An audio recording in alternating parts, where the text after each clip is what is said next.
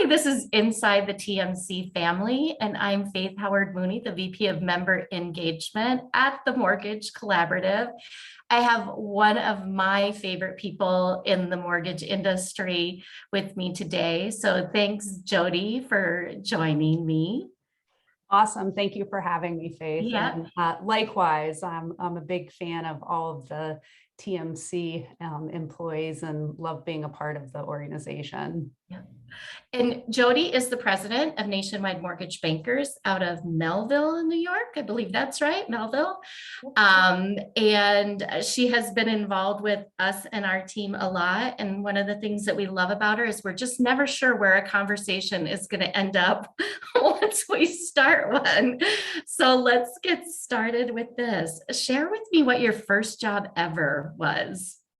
I was a waitress at now a server at a marina at Seneca Lake Marina in small town, Ohio. And I did that for about 3 months. And I saw all of the guys running back and forth on the dock, and they were pumping gas into boats. And that seemed like a lot more fun than serving food and being inside. So I became the first dock girl at Seneca Lake Marina. I was the first ever. And so I worked there several summers up through high school and first couple years of college. I worked for Seneca Lake Marina. So it was a good time. Had a ton of fun. Part of the perks of working at the marina is you got to use the rental boats. You just had to refill. Oh, nice. You just had to pay for gas. And then maybe gas was 99 cents a gallon. I don't know what it was way back then. Not what it is now. Right. So we would go out and ski after work every night. So I learned to slalom ski, and then wakeboarding became a thing back then. So I became a fairly decent slalom skier and a fairly decent wakeboarder. Although it has been probably 25 years since I flipped on a wakeboard. I can jump, but no more flipping. That is a fantastic first job to have. That's pretty cool that you were the first dock girl. Leave it to you to break into something new and change things. So that's good. Fantastic. Glass ceilings. Even then. Share with us how you got into mortgage then.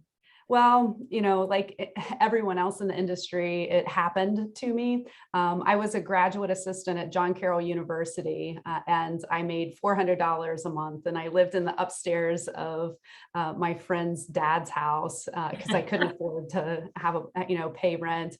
So he let me live there for free. And even on $400 a month, I was like, wow, this is like no way to live.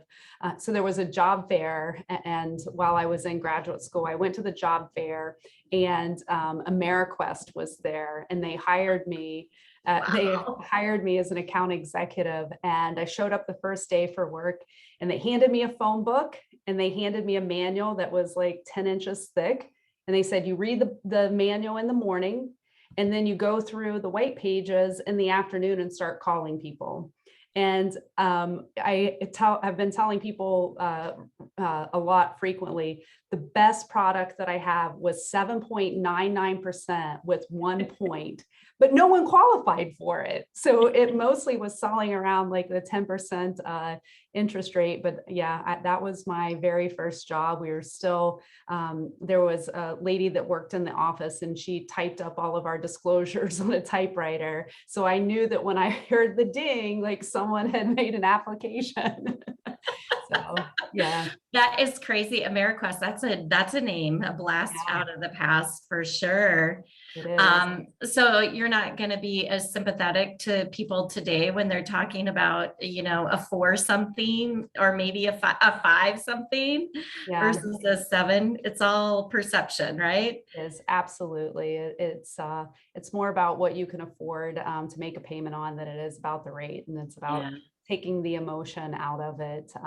My accountant, who I also had to talk to today, because it is tax season, he was telling me that he the first time that he refinanced, he went from a 14% to a 12%, and how exciting that was. So yeah, there's, those of us who have been around for a long time, it's pretty hard to jar us, because although when you think that you've seen it all, the market surprises you. So Yeah, don't ever say those words, because then it comes back to haunt you at some time shortly thereafter. Absolutely.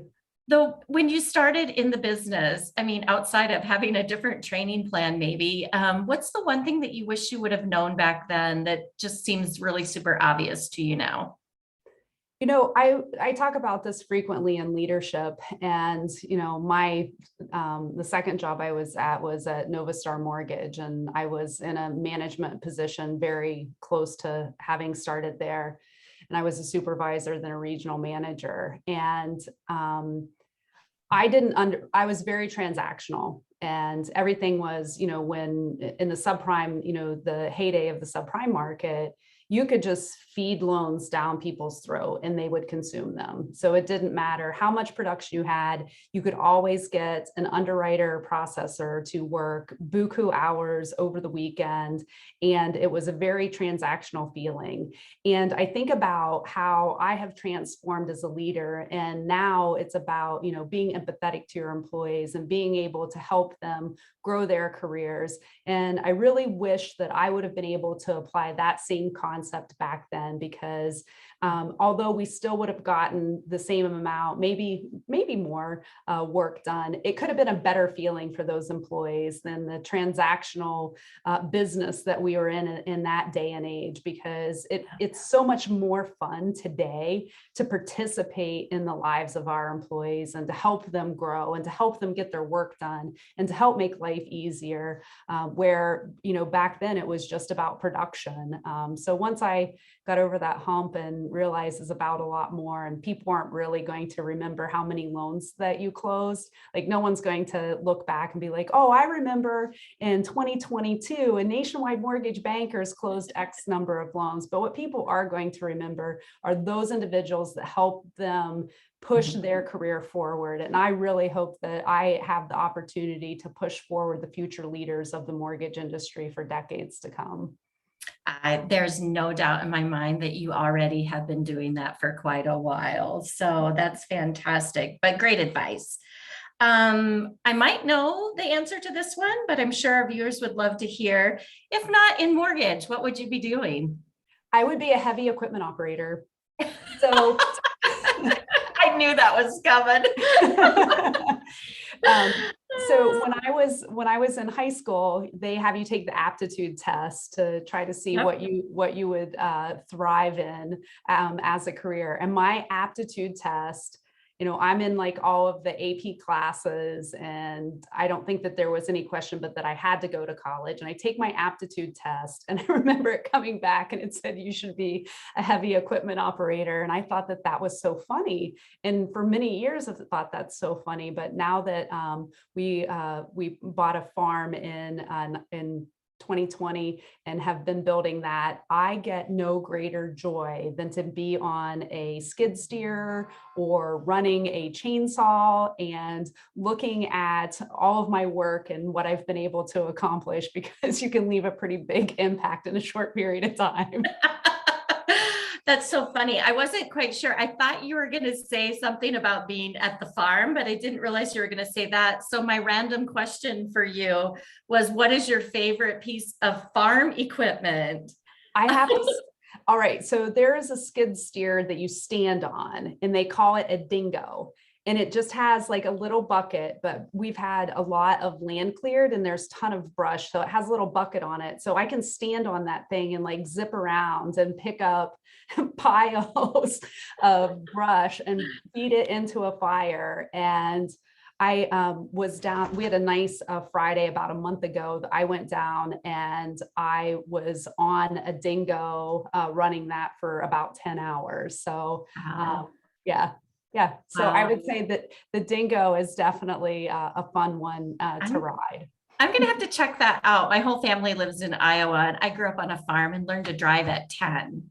Yes. Before my feet could hit the pedals. So I ran the upper and my brother's feet ran the lower. So so much fun. So much fun. I'm gonna have to check that out. I didn't know anything about dingoes. So It's much more fun than like sitting and driving a tractor or even sitting in a skid steer because you are it's interesting.